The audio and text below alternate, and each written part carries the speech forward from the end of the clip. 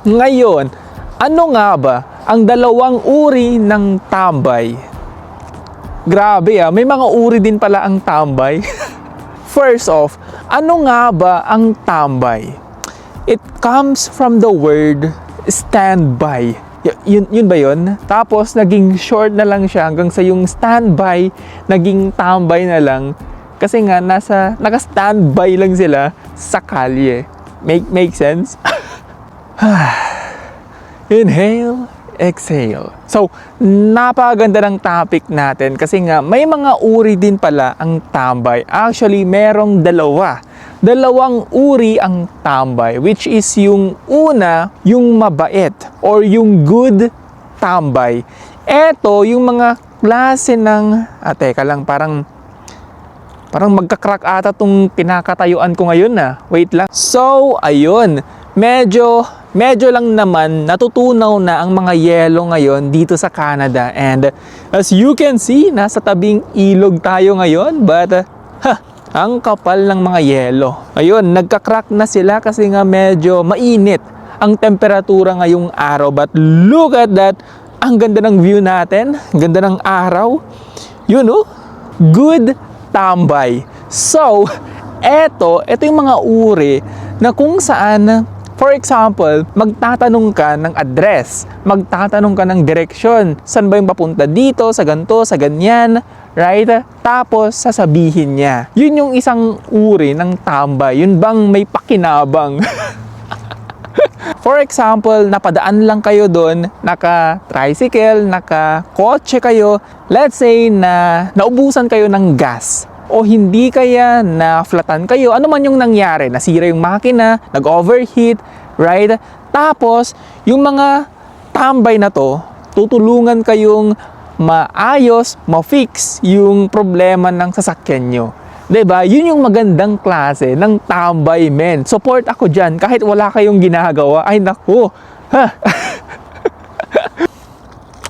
Pangatlo, eto, yun bang aayain ka nilang, let's say may inuman silang ganyan, tambay sila sa kalye, tapos nagkainuman sila, ngayon napadaan ka lang. Oh, shot ka muna kahit hindi ka naman kilala. Right? Yun yung mga good tambay. Yun bang hindi sila sakit sa ulo? May pakinabang pa rin at the end of the day. Ay naku, push yan, push. Ngayon, sad to say, kung may mga good na tambay, well, guess what? Meron din yung bad. Ito yung dapat iwasan. For example, dadaan ka lang sa eskinita nila, sa lugar nila. Mapagtitripan ka, pwede kang mabastos, lalo na kung babae ka. Ang pinakamasama sa lahat is pwede kang hold upin na lang, men. Diba? Yun yung hindi maganda, right? Makikita mo na kaagad the way sila tumingin sa'yo, yung may balak. Pinagmamasdan niya yung galaw mo, alam mo nang may balak siyang hindi maganda. Right? Sad to say, ito yung mga uri ng tambay na dapat mo talagang iwasan. Kasi nga, pwede kang saktan, pwede kang hold upin na lang. May mga ganun. Diba? Pag iinteresan nila, kahit nga lang, kahit napadaan ka lang sa lugar nila, and siguro may bibisitahin kang kaibigan, kaklase, or ang malala niyan, kung gusto mong manligaw sa isang babae, tapos yung lugar nila punong-puno ng mga bad tambay. Yun yung masama kasi nga lalo na kung nalaman nila nga eto nanliligaw kay ganyan, right? Pwede kang kursunadahin dahil lang sa yun sila, right? Bad yung intention nila, which is hindi talaga maganda. Alam mo yun, papapadaan ka lang, pwede kang kursunadahin, pwede ka nilang bugbugin, ganyan. So,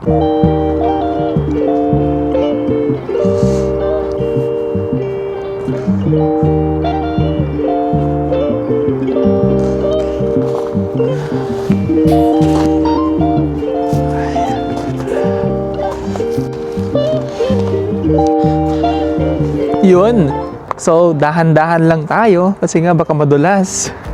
Yun eto, yung ganyang klase ng ice. Yan yung sobrang dulas, men.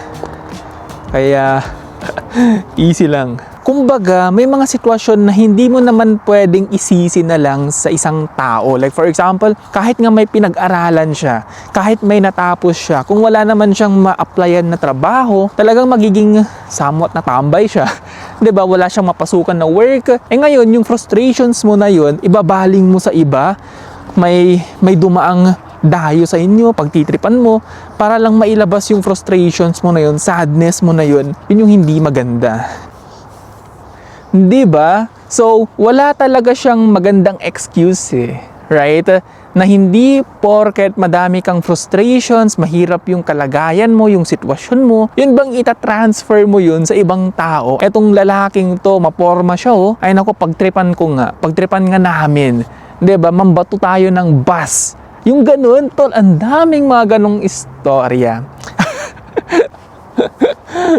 Somewhat na may mga sitwasyon, tol, na beyond our control na, right? Kahit may pinag-aralan ka nga naman, kung wala kang makuhang trabaho, mapipilitan kang tumambay na lang muna, 'di ba? But despite that, dapat maganda pa rin yung gawin mo, 'di ba? Tumulong ka pa rin kila mother, kila father, alagaan mo yung kapatid mo, maging maayos ka pa rin na individual.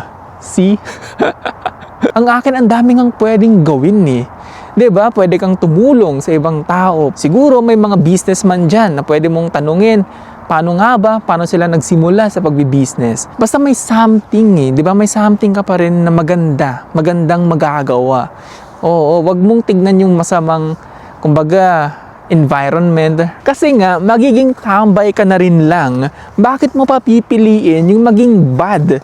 'Di ba? Maging masamang uri ng tambay, yung ka na sa mabuti. Malay mo, mabago yung sitwasyon mo, maging maayos. Kasi nga, yung tinatawag nilang good karma. Napakaganda ng topic na to. Somewhat na, ano yung tawag doon? Wake up call. Right? Hindi porket walang nangyayari sa life mo ngayon, forever ng ganyan, or i-vent out mo na sa ibang tao yung frustrations mo. Hindi maganda, hindi maayos. Be patient and mag-improve ka pa lalo. Hanapin mo yung ways na pwedeng ganda ng life mo. So, as a tambay, meron ka pa ring choice. Ikaw ba tong si mabuti na tambay or yung hindi masyadong mabuti? Isang walang kwentang usapan na naman. Yes. But word of the day, ano nga ba? Be a good tambay. Hindi naman siya words yun sentence na yun. So, sentence of the day, be a good tambay. Yon. Tumulong ka sa mga taong nangangailangan ng tulong sa neighborhood nyo. Wala ka rin lang namang ginagawa. 'Di ba? Nasa kalye ka lang, basketball. Hanggang sa ating next na walang kwentang usapan. See you next time.